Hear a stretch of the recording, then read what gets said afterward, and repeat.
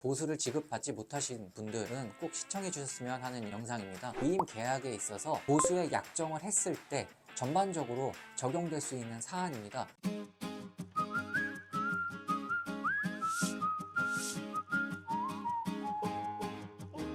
안녕하세요. 무엇이든 물어봐 류일 변호사입니다. 오늘은 업무대행 계약 또는 용역 계약을 체결하시고 보수를 지급받지 못하신 분들은 꼭 시청해 주셨으면 하는 영상입니다. 구체적으로 지역주택조합과 업무대행 계약을 맺고 업무대행 계약에 따른 보수의 약정을 했을 경우, 그 약정에 따른 대금을 지급받지 못했을 경우 법원이 어떠한 판단을 하는지 제가 경험했던 것을 바탕으로 말씀드리려고 합니다. 지역주택조합의 경우 업무대행사를 선정을 합니다. 지역주택조합이 업무대행사를 선정하고 계약을 체결할 때 용역계약이라는 명칭을 주로 사용하는데요.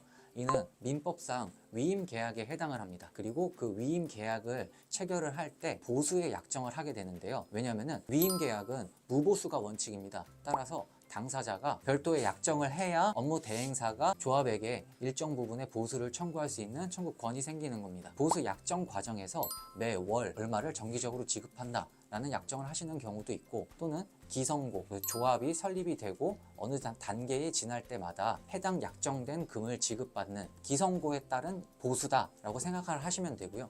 또는 이 양자를 절충해서 계약을 하시는 분들도 계십니다. 앞서 말씀드렸듯이 위임은 무보수가 원칙입니다. 따라서 이 약정대로 잘 진행이 되었을 때는 문제없이 보수의 지급을 약정에 따라 받으실 수 있는데요. 문제는 이 위임 계약에 있어서 해지의 자율성을 강조한 민법 제689조입니다. 민법 제689조는 민법상 위임 계약은 당사자가 언제든지 그 위임 계약을 해지할 수 있다라는 것을 규정하고 있습니다. 물론 조합과 업무대행사가 원만한 관계를 잘 형성을 해서 문제없이 사업이 진행된다고 하면은 당사자가 계약을 해지할 이유가 없습니다. 문제는 지역주택조합에서 사업을 진행함에 있어서 원만하게 되지 않을 경우가 문제가 됩니다.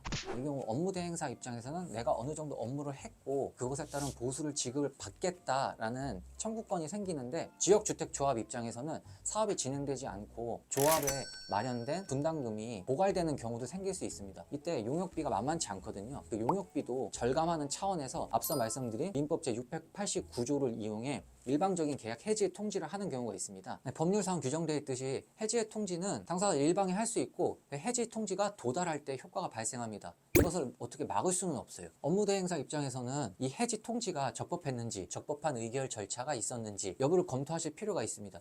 왜냐하면 적법하지 않은 해지 통지는 그 자체로서 효력이 없기 때문에 해지 통지가 되었다고 하더라도 해당 계약이 존속할 수도 있거든요. 존속한 상황이라고 하면은 그 기간만큼의 보수를 지급받으실 수 있는 겁니다. 나아가 앞서 말씀드렸다시피 비선고에 따른 보수를 지급받기로 약정하셨다 하면은 해지 통지가 되었을 때 시점에 어느 정도까지 사업이 진행됐는지 살펴보실 필요가 있습니다. 제가 진행했던 사건 중에 사업 승인 신청과 완료 를 구분해서 보수 약정을 했던 업무대행사가 있었습니다. 근데 해지 통지는 사업 승인 신청 후 완료 전에 이루어졌던 겁니다. 정확한 시점을 말씀드리면 사업 승인을 신청했고 조합에서 자체적으로 업무대행사한테 계약의 해지 통지를 한 겁니다. 이때 조합 입장에서는 사업 승인 신청 자체가 잘못되었으니 나는 사업 승인 신청에 따른 보수를 지급할 이유가 없다라고 했었고, 저희는 아니 사업 승인 신청과 사업 승인 완료가 엄격히 구분되어 있는데 이 취하 자체도 내가 한 것이 아니라 니네가 직접 한 거지 않냐, 그렇기 때문에 사업 승인 신청에 따른 보수는 나한테 지급해야 된다 라는 주장을 했었습니다. 재판부에서도 이 사건 용역계약이 사업 승인 신청과 사업 승인 완료를 둘로 나누어 보수의 약정을 했었고, 사업 승인 신청에